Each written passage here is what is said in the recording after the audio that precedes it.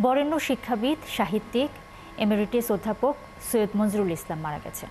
বিকেল ৫টায় রাজধানীর ল্যাবেইড হাসপাতালে চিকিৎসাধীন অবস্থায় তার মৃত্যু হয়। তার বয়স হয়েছিল ৭৪ বছর।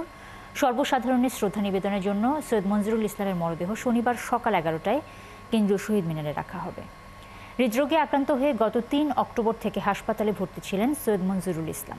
সেখানে ভর্তির পর পরীক্ষা নিরীক্ষা শেষে রাতেই তার হার্টে 2টি রিং পরানো হয়। রবিবার সন্ধ্যায় তার অবস্থা সংকটাপন্ন হলে তাকে ভেন্টিলেশন সাপোর্টে নেওয়া হয়। আজ শুক্রবার সকালে তার শারীরিক অবস্থার অবনতি হলে আবারও লাইফ সাপোর্টে নেওয়া হয়। পরে সেখানেই তার মৃত্যু হয়। বাদ জোহর ঢাকা বিশ্ববিদ্যালয়ের মসজিদে জানাজা শেষে মিরপুর বুদ্ধিজীবী কবরস্থানে তাকে দাফন করা হবে। সৈয়দ মনজুরুল ইসলাম সিলেট শহরে সৈয়দ আমিরুল ইসলাম এবং রাবেয়া খাতুনের ঘরে জন্মগ্রহণ করেন। তিনি ১৯৬৬ সালে সিলেট সরকারি পাইলট উচ্চ বিদ্যালয় থেকে প্রবেশিকা এবং ১৯৬৮ সালে সিলেট এমসি কলেজ থেকে ইন্টারমিডিয়েট পরীক্ষায় উত্তীর্ণ হন। তিনি যথাক্রমে ১৯৭১ এবং ৭২ সালে ঢাকা বিশ্ববিদ্যালয় থেকে স্নাতক এবং স্নাতকোত্তর ডিগ্রি অর্জন করেন। ঢাকা বিশ্ববিদ্যালয় থেকে অবসর গ্রহণ করে ইউনিভার্সিটি অফ লিবারেল আর্টস বাংলাদেশে তিনি যোগদান করেন।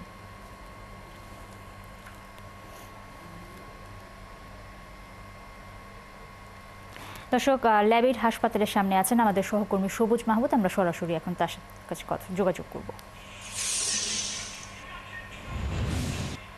সবুজ, আপনি হাসপাতালে আছেন। বরেণ্য শিক্ষাবিদের আত্মীয় স্বজন নিশ্চয়ই সেখানে এসেছেন, তাদের সাথে আপনার কথা হয়েছে। কি বলছেন তারা, সবশেষ অবস্থা যদি জানান।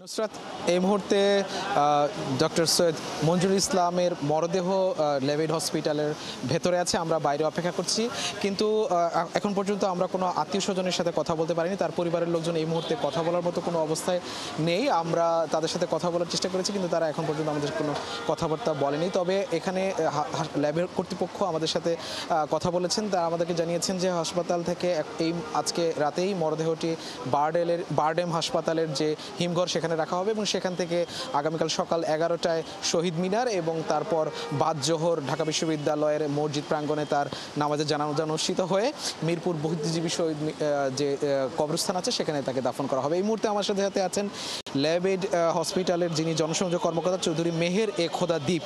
একটু জানতে চাই সংক্ষেপে যে আসলে কি অবস্থা ছিল। উনি গত ৩ তারিখে আমাদের এখানে ভর্তি হন সকাল 11টার সময় মুমূর্ষ অবস্থায় হার্ট অ্যাটাক নিয়ে।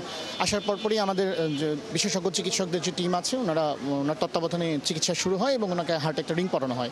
উনি দীর্ঘদিন ধরেই আপনার কিডনি সমস্যা ভুগছিলেন এবং উচ্চ রক্তচাপ ছিল। সো এই কারণে আমাদের একটা মেডিকেল বোর্ড গঠন করা হয় এবং মেডিকেল বোর্ডের পরামর্শ মোতাবেক ওনার চিকিৎসা চলছে। পরে 5 তারিখে ওনার অবস্থার বেশ অবনতি হয়, হলে পরে ওনাকে লাইফ সাপোর্টে নেওয়া হয়। আবার 7 তারিখে ওনার অবস্থার উন্নতি হলে পরে লাইফ সাপোর্ট খুলে নেওয়া হয়। খুলে নেওয়ার পরে সব কিছু ঠিকমতো চলছিল। আজকে সকালবেলা ওনার হঠাৎ করে শারীরিক অবস্থার অবনতি হয়ে যায়। এরপরে বিকেল 5টায় ওনার মারা যান। আমরা মরদেহ কিছুক্ষণের মধ্যে হস্তান্তর করব, প্রক্রিয়া চলছে। ওনার পরিবার মরদেহ আজকে নিয়ে যাবে সম্ভবত বারডেম হাসপাতালে হিমঘরে রাখা হবে। ওখান থেকে কালকে সকাল 11টায় ওনাকে নেওয়া হবে কেন্দ্রীয় শহীদ মিনারে সর্বসাধারণের শ্রদ্ধা।